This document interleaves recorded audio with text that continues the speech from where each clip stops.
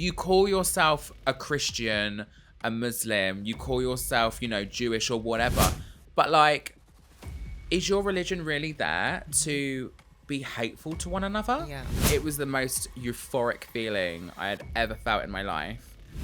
If your idea as a parent is my child needs to be a mold of what I want them to be, you're not qualified to be a parent. In 2023, Daily Mail published 115 articles about trans women. 100 of them were negative. Biblical interpreters back then, they interpreted that wrong. Then they wrote a letter to the church and they admitted that interpretation was wrong and that's not what it meant. Mm-hmm. The church refused to take that back because they wanted to use it as a reason to be bad and influence negatively towards the LGBT community. Mm-hmm. Do you think your dad is deep down misogynistic because he hated the feminine part of you the whole life, basically?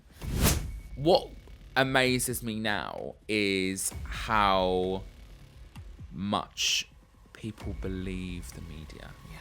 Massively. Yeah. I knew that I was trans from 16. Mm-hmm. And I kept that a secret all throughout my mid-teens, all through my early 20s. And it was mainly because of the societal pressure. I know guys who publicly put us down. Yeah. But then they sleep with us. Hello everyone, welcome back to Trans Crush, the spicy, fun and educational podcast where every Thursday we share the stories and lives of trans women. I believe that sharing our story is incredibly important because we all have different story and every single trans guest on the show is different. So that's the reason why I started this podcast. Thank you so much for being here. Thank you so much for subscribing on YouTube or your Spotify or Apple Podcast. It means so much to me. And don't forget to go on patreon.com/transcrush where you can support us. You can choose how much you want to support us. And you have all the uncensored episode of each episode of Trans Crush on there. And trust me, it's something that you won't find anywhere else.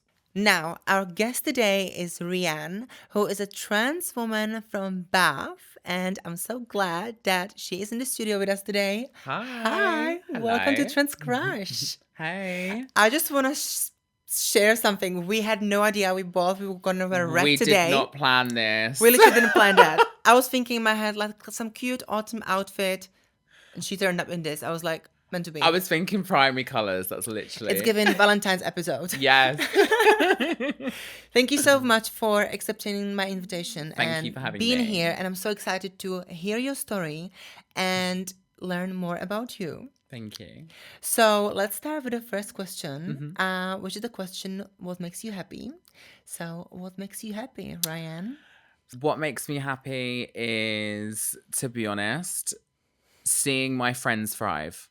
So seeing all of my sisters thrive, seeing my friends thrive, like I'm very much a big person for advocating for making sure that everyone in my life is just so positive with their life and with their energy, you know what I mean? And for me, knowing that like I'm thriving as well, whether that's my career, whether that is, anything, that's genuinely the one thing that makes me the happiest, best thing. Love that. You seem very confident. Have you been always confident, or is it like, do you think the transition kind of made you confident? So before I transitioned, I wasn't very confident at all. So like prior to being Rianne, I identified as a gay man, and I would say that I allowed people to walk over me. I was a bit of a pushover. I wasn't as strong as I was now. I do believe definitely that like my strength came solely from my transitioning. And the thing is as well, like as soon as I came out, it felt like the world had just been lifted off of my shoulders.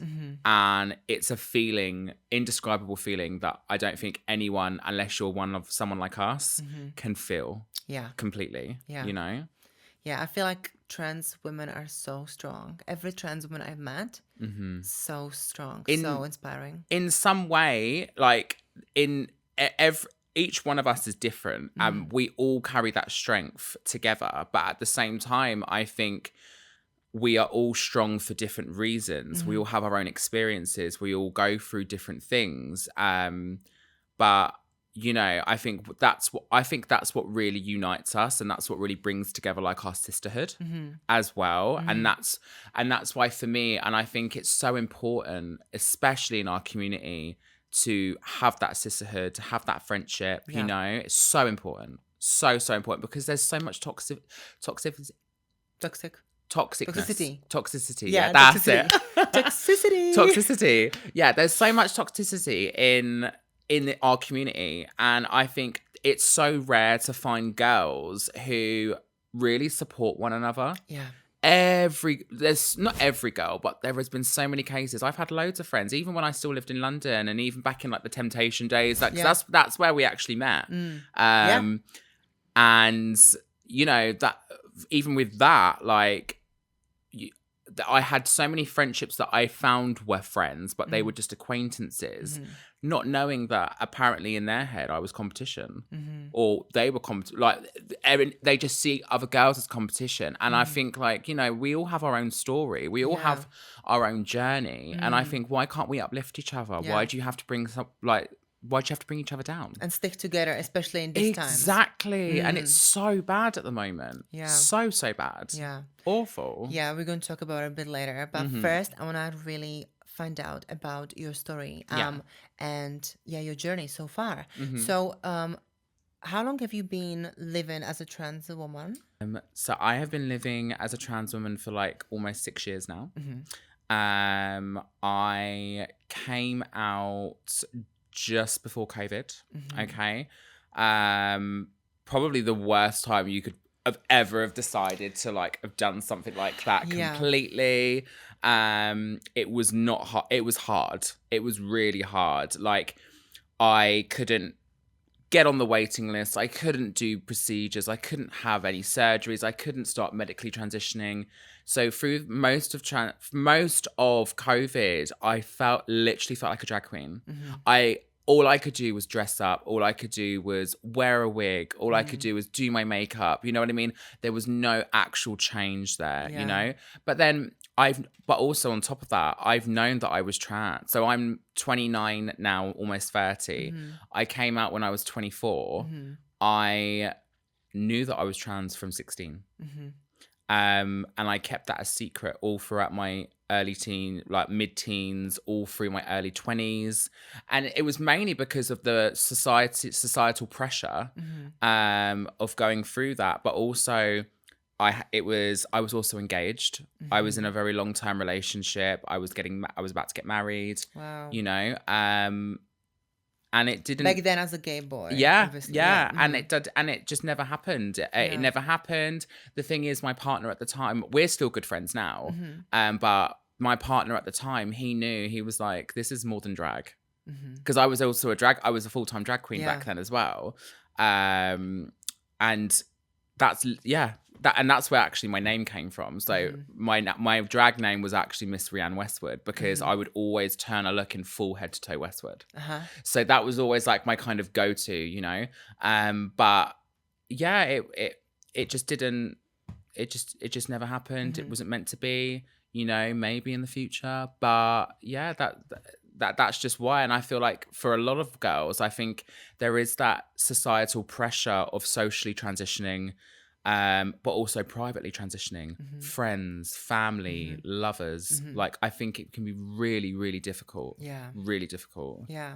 So why did you transition at the age of 24, and why did you keep it for 8 years as a secret? Because I assume that maybe you had gender dysphoria, or you didn't have gender dysphoria until the age of 24. So from 16, I knew something wasn't quite right. Right. When I was in school, I knew I wanted to be like the girls. I wasn't like the boys. I just knew. Like, you know, you just have that feeling, you know, it just wasn't just wasn't about me. Like my PE lessons, I always, all the girls would ask for me to join their class. I would want to be a part of their class. I would want to do anything to do with the boys. You know what I mean? I felt so uncomfortable when I would be in the changing rooms. It was just stuff like that, really, you know? But then I would say, and then I started doing drag. And then drag was kind of like my way of feeling and observing myself and feeling a certain type of way, but at the same time it was a way for me to let loose, and it was a way for me to be free and happy. At that point I still wasn't sure. I still didn't know what it was that was different about me. Then I started being introduced to trans people. And then the first trans person I ever heard of was Isis from America's Next Top Model. And then it went on to like Amanda Lepore, so on, Laverne Cox, all the kind of popular ones. Yeah, absolutely. And then I was like, okay, right. And then I was thinking about it, and I was like, I feel like this. I think this way. And then it got to like my early 20s, and then that's when I had moved to London. And then this is when I found all of my chosen people, my chosen family, you know. And it was great. It was, you know, it was fun. I had the best time. But I think I could have transitioned at 16. And to be fair, I probably wouldn't sound as much as what I sound like now. I probably wouldn't look as much as what I look like now, in the sense of like going through full on puberty. Yeah. You know, I probably would have, I don't know, I would have looked a lot softer. I would have sounded a lot softer. I would, you know, all the things that a lot of us would wish that we didn't have. You know what I mean? But then I can't honestly say, I don't know if it would have been the same. I didn't have the right people around me. I didn't have the right support network, the right friends. And that was so important for me as well, because there's no way I could have started my transition without my friends. They were so important. And, you know, I don't talk to this girl anymore. But her name is Sophia. I think a lot of people know her on the scene. But like, she was one of my first like close best friends who was actually trans. Unfortunately, we don't talk anymore.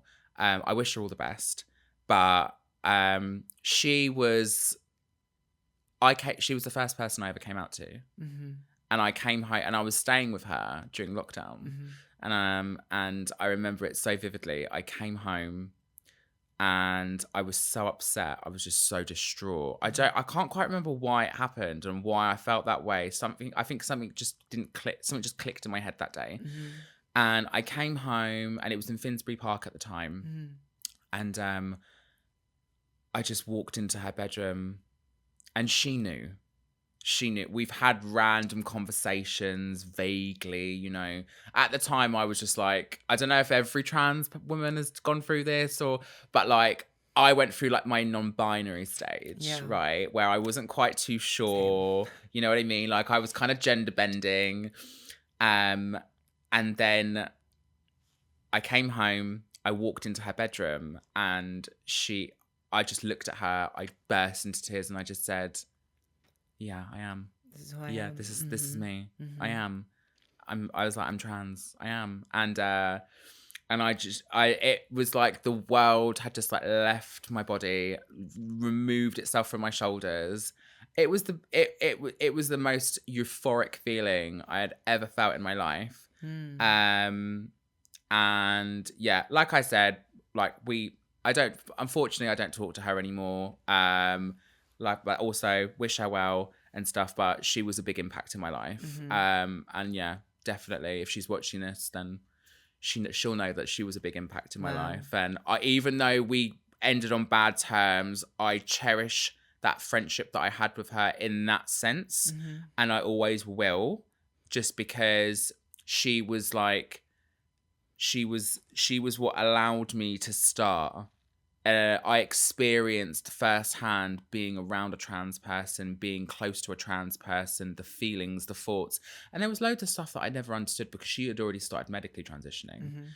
And obviously, you know, when we all start medically transitioning, we go through the whirlwinds, the emotions, The hormones. the hormones, girl, everything. And like, honestly, yeah. And I just used to think to myself, like, me, like, this is crazy. Like, you're going through something, this is horrendous. And then, Jesus Christ, a couple of years later, exactly the same thing. I mean, I just feel like my head's gonna blow up half the time, honestly.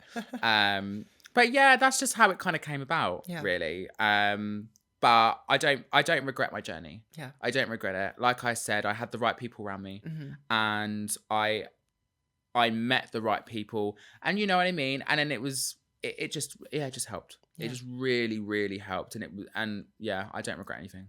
So my next question related to your journey, when you look back, what was the most challenging moment of your life?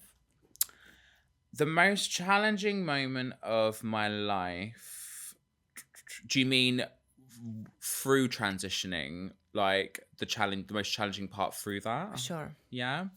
I would say that it would probably it would have been when I started coming out. When I came out, when I was socially transitioning, and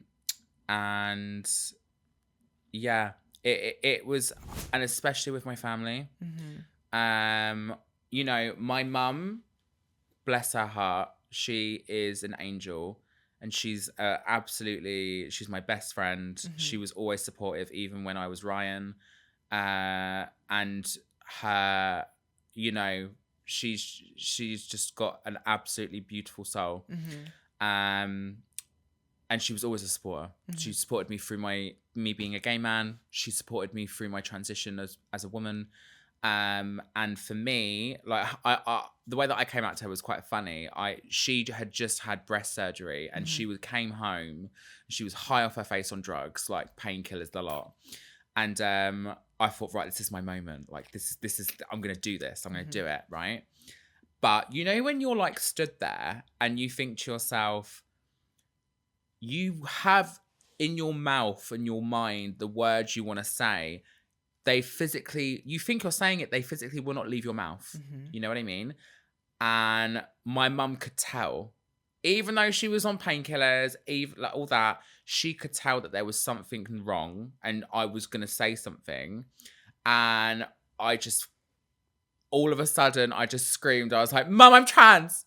I'm trans!" Like, and then she was like, "What?" And I was just like, and then I was being apologetic, and I was like, "I'm so sorry. Like, you know, please don't think anything different of me. Don't love me any differently, you know."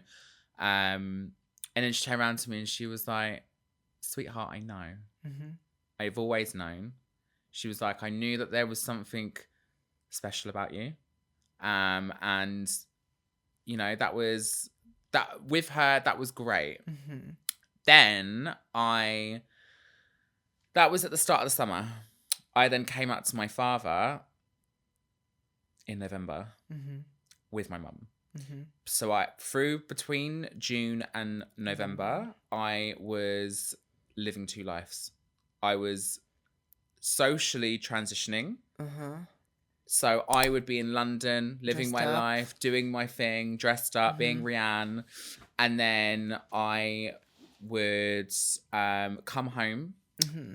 Like, I would have to like force myself to like grow my facial hair out. Wow. I would have to, you know, I'd start on the train as Rianne from Paddington. I'd get to Slough and I'd be in tears on the train. Like, it was just a really traumatic experience. So did you have to present as a boy only for your father? Yeah. Yeah, he had no idea. He was the only reason.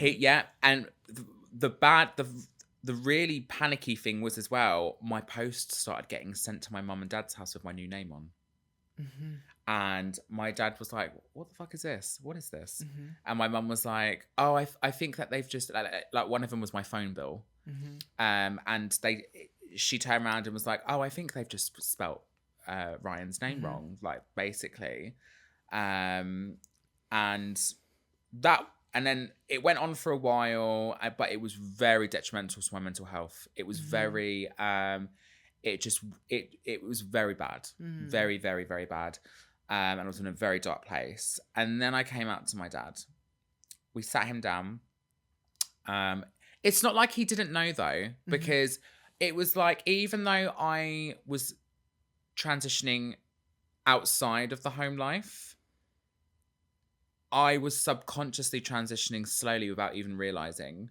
So in regards to doing my nails, in regards to like dressing more feminine, wearing more makeup, like just that sort of vibe, you know what I mean? And my dad was clocking on. He was noticing. And my dad turned around to my mum one day and he turned around to her and was like, Ryan is my son, isn't he? And my mum was like, what do you mean? And he was like, he is my son, right? And she turned around and made a joke of it. It was like, well, he's more like your daughter nowadays, isn't he? And then my dad was like, she just like kind of laughed it off and joked about it. And at this point, I'd already told her. And then I sat down, I told him, I said it, he laughed in my face, and he thought the idea of me transitioning was hilarious, right? And bear in mind, my dad is a very manly man. He's very blokey. He's very geezer. And he's always been that way, right? So the idea of even saying, and I was his firstborn son. So the idea of you turning around as the firstborn son and being like, I'm a woman. I'm transitioning into a woman. His idea of that was very much like, what the fuck? Well, I don't think he even knew how to. There's no rule book for parents. There's no instructions, nothing. You know what I mean? So like, you know, at the same time, he could have handled it better. Yeah. But at the same time, also, you know, I had to understand that my dad was going to have to start mourning Ryan. And this is where another thing I don't think a lot of people don't talk about is the fact that even though if we're lucky enough to have parents that are there for us, it's great, but we also don't consider or take into consideration the fact that that parent's probably going to mourn you or mourn who you were. You're still the same person. Of course, we're still the same person, and we always will be. But I don't think people really touch on the facts of, you know, you're not that person anymore. You know, my mum's not got her baby boy anymore. You know what I mean? She's got a great, amazing daughter now, but it's, you know, that's different. You know, it's for some parents, it's totally different. And I just wasn't. My dad had already had an idea of how he wanted me to be. When I was a little bubba, when I was a toddler, I was a daddy's boy. I was a massive daddy's boy. Footballing all the time. It's always around him. I mean, like, fuck me, I was more masculine when I was a child than I was as an adult. Jesus Christ. But with that, I think like my dad was very, he doesn't talk about his feelings. He doesn't talk about his emotions. So it's really hard to get a lot of stuff out of him. Yeah. And there was one time, I think I must have been about 2.5 years into my transition. He misgendered me, and then went to go say my old name, and he turned around and my mum corrected him, and she was basically like, oh, Owen, like, it's Rianne, it's she, her. He, like, it's been 2.5 years, and he was just like, he got very emotional, and he sounded like he was going to cry, and was like, I've been calling him this name for 24 years. He's been my son for 24 years. You know, that's not going to change for me just overnight and all this. And I was like, I get it. I understand that. And I understand it, you know, and I take in full consideration that this is hard for you, and this is emotional for you, and this is so different for you. But at the same time, you have to understand this is my life now. Yeah. You need to get I'm your not head. coming back. There's no going back from this. You gotta wrap your head around it. Yeah. You gotta understand it. You know what I mean? And the thing is, my childhood was it wasn't a bad childhood. Let's put it that way. It wasn't a bad childhood. But you know, I was a very as I got older, I was a very feminine child. Yeah. You know, and my dad just got rid of anything to do with femininity. Yeah. He was so against it. The way that I spoke, the things that I did, toys that I played with. He wasn't comfortable with dressing up, all that sort of stuff. I was that child where I was dressing up in my grandmother's like dresses and high heels, you know what I mean, and wearing my mum's makeup and playing with my sister's Barbies. That was the vibe that like my childhood had, you know what I mean? How is he now? Because it's been 6 years now. Yes. My dad is... Does he misgender you now? So my dad's amazing. He still does misgender me sometimes, and he still goes to call me Ryan, but then he corrects himself straight away. Okay. So he always corrects himself, but he gets it right more than he gets it wrong now. That's good. So it's a great example that, you know, it takes time. Yeah. It might take 6 years sometimes, but I think we need to stay living, like we need to keep living our true self, Absolutely. our lives, and just, you know, if someone doesn't respect us, whether it's family member or not, then it hurts us. And I understand if it's your dad and you had a good relationship with him. Yeah. It's hard. It is hard. Also, one question I have in terms of like this family and, you know, children, parents issues. What is your take on when people say, you know, if you can't love your kids being trans, or if you don't love them anymore, if they're trans, or if they have a disability, don't have kids. Do you agree with that? I think if your idea as a parent is my child needs to be a mold of what I want them to be, you're not qualified to be a parent. Personally, I'm not speaking for every person. I'm not speaking for every parent, every trans person, whatever. This is just my opinion. But for me personally, every child is different. Every child is individual. You can't if you want to do that, go to a fucking science lab and go create your own baby. Yeah. Go choose its hormones, its chromosomes. Go choose its hair color, its eye color. Yeah. Go do that shit. But if you're creating life because you want to love another human being, don't sit there and turn around and say, you're not the way that I want you to be. I don't love you anymore. You don't deserve to be a fucking parent. Yeah. At all. You do not deserve to be a parent. You don't even deserve to class yourself as a parent, because a parent should love your child unconditionally, regardless if you agree with their decisions, regardless if you agree with what they do, what they say, no matter what. A parent is there to love their child unconditionally, and I will stand by that 100%. Yeah. That's just my opinion, personally. Yeah.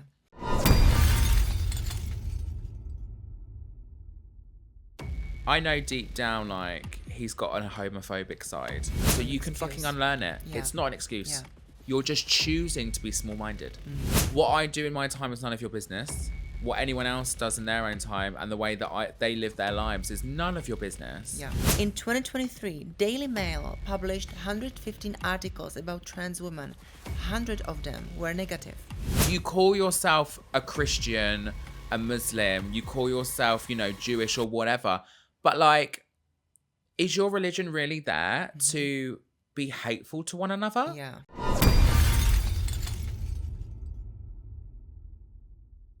Do you think your dad is deep down misogynistic because he hated the feminine part of you the whole life, basically? I think there is a side... Don't get me wrong. I think when in his younger self, and probably definitely still now, I would say yes to an extent. He is very much, especially in the household, very much about that gender role of the woman should be doing the food shopping, going out and cleaning the house. And my mum owns her own company, but she does all, my mum's a boss bitch. Like, she has her own company, she has her own business, but she does all of this on the side as well. And she makes her home beautiful. And I do think, like, yeah, I would say that to an extent, and because he always, the thing is, my dad deep down, like, I know deep down, like, he's got a homophobic side. He's got a homophobic side. He's got, to an extent, slightly transphobic views. I mean, he's gotten better over the years. When you look deep at his behavior and you try to analyze that, where do you think it's coming from? Where do you think men are getting the homophobia, transphobia, fear of woman being stronger than them? Where is it coming from? I think I would say he grew up in an area as well. So he grew up in a place called Ashford, which is not far from Staines. That area in general, a lot of the men are that way. I can't speak for all. Okay. I also believe, influence. I also believe he had quite a few brothers. My dad, my dad's dad, my grandfather. He's not with us anymore. He died when my dad was a child, but like, he was very much the same. Very much the same. And I think it was generational. Yeah. I think it was the generational pattern. I think that's just how it was. And it was at a time as well, through the 70s and 80s, where, I guess, you know, going back, there was the AIDS crisis. There was all these sorts of things as well. So anyone that was like LGBT, feminine, you had that spotlight on you of, you're wrong. And I think, you know, it's not an excuse. Definitely not an excuse. But at the same time, I think there's 70 and 80-year-olds out there who do not think like that. Yeah. Or have thought like that. So you can fucking unlearn it. Yeah. It's not an excuse. Yeah. You're just choosing to be small-minded. You know what I mean? Yeah. And it's a choice. I believe in that. It's a choice. Totally. Yeah. Absolutely. Yeah, we can choose if we can be respectful human beings or if we can be small-minded and find anyone who is different as the problem or as the issue and make us look dangerous, you know? I don't think, this is what I mean, like I don't think that it's not an excuse. It's definitely not an excuse. I think, like, you know, we don't need to be like that. You know what I mean? What I do in my time is none of your business. What anyone else does in their own time and the way that they live their lives is none of your business. Yeah. You know what I mean? I don't need you to agree with who I am. You don't need to agree with it. You know, you might be super. This is the thing, and this is how I see it as well, right? In general, as I see human beings, you could be homophobic. You could be homophobic. You could be transphobic. You can be racist and stuff like this. You know what I mean? I think everyone in general, as human beings, we should respect each other as humans. Yeah. Number one, we should respect each other. I think, you know, you haven't got to agree with me being trans. You haven't got to agree with my transition. Yeah. You haven't got to agree with a lot of stuff. But what you will do is respect my humanity. Respect me. Absolutely. You will respect my humanity. And I think, like, you know, you're a homophobic, transphobic arsehole. Total, absolute waste of space. But I will still look at you and think you still deserve the same humanity as anyone else. And I think that's a lot. And I think everyone should be like that. Yeah. You can have different views. That's absolutely fine. But don't then wrap your bigotry around, like, views in regards to, you know, like, if someone wraps your bigotry around Bible scriptures or stuff like that. No, girl.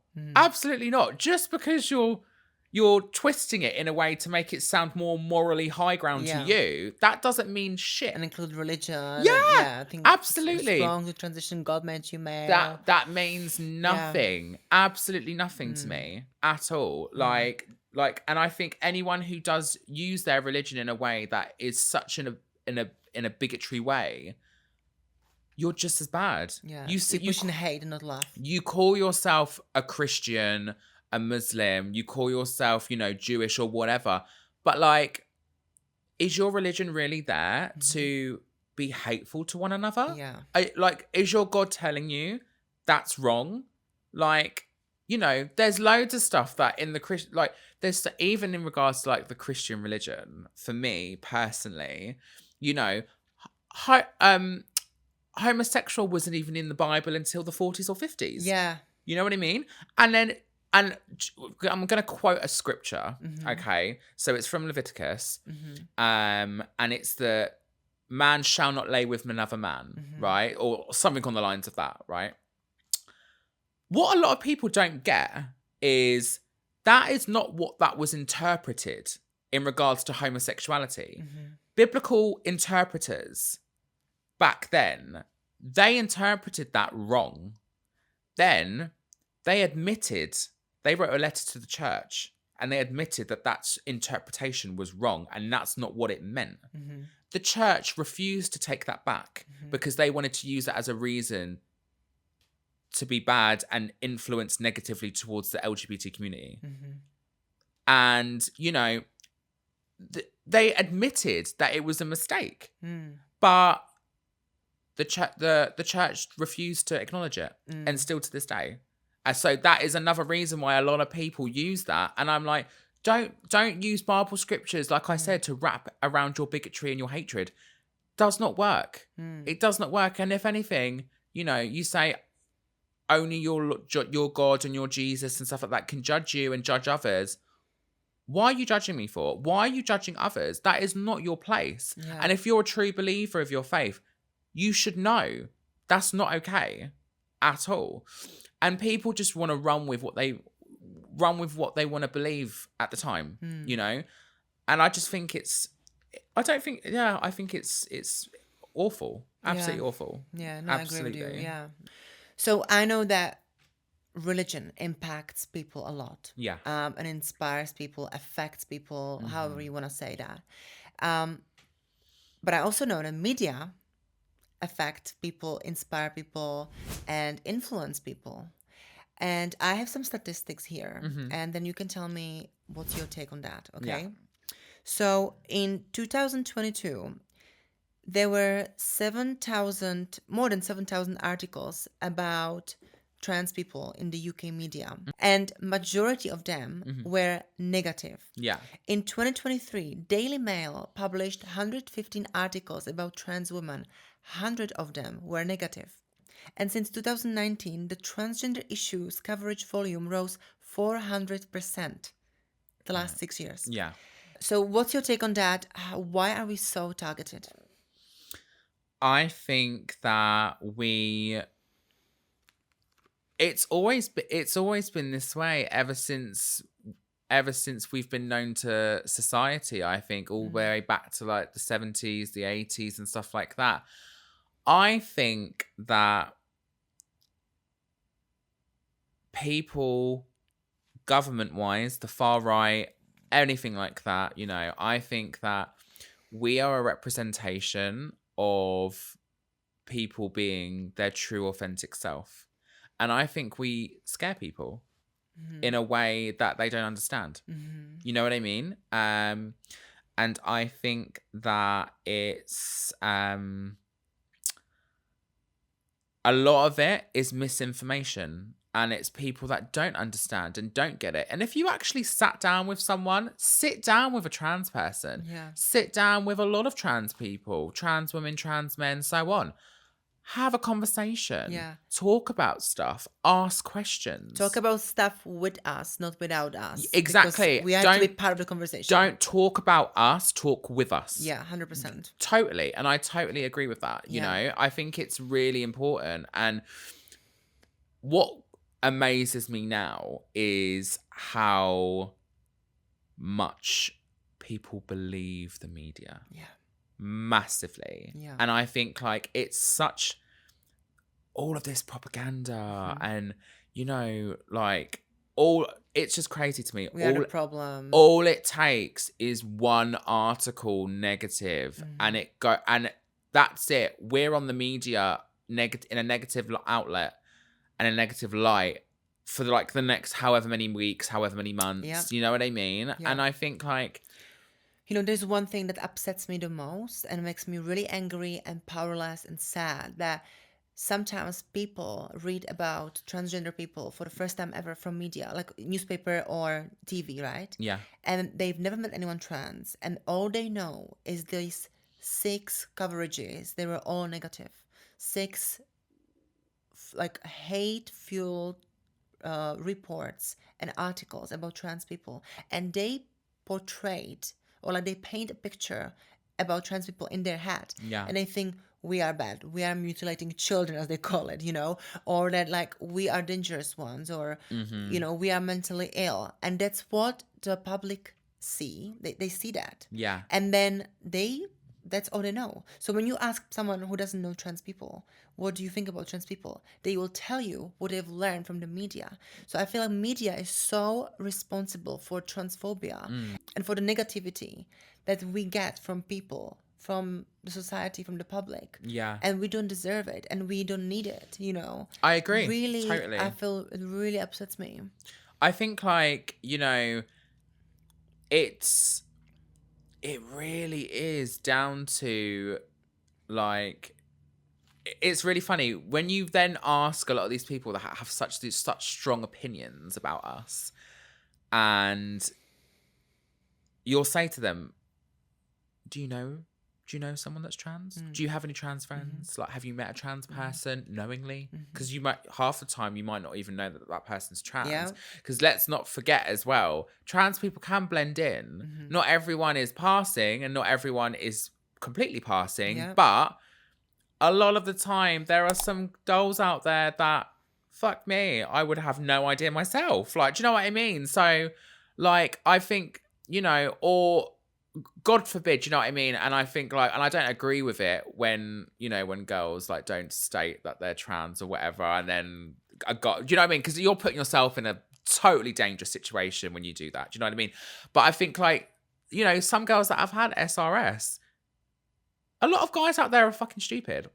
You know what I mean? They are really stupid. So you probably have no idea if you've even slept with a trans woman. Yeah. You know what I mean? You would have had no idea. You don't know. And then speaking shit behind their back. Absolutely. Totally. Or the ones that are into trans girls and will continuously fucking knock us down just because they're ashamed of it. Yeah. I can't wait to talk about this on Patreon, because we going to talk about the dating life on Patreon, and there is so many stories to come, because I know guys who publicly put us down, Yeah. but then they sleep with us. Same. So yeah, I can't wait to talk about that on Patreon with you later. Yeah. Last question before we go is, what are your hopes and dreams for the trans community for the future?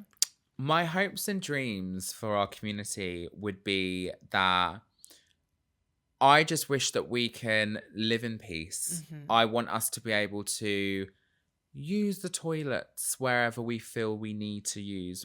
Be comfortable, be accepted, not be looked down upon. We're not any less human. We're not any less of a person. We are all human. We all bleed the same.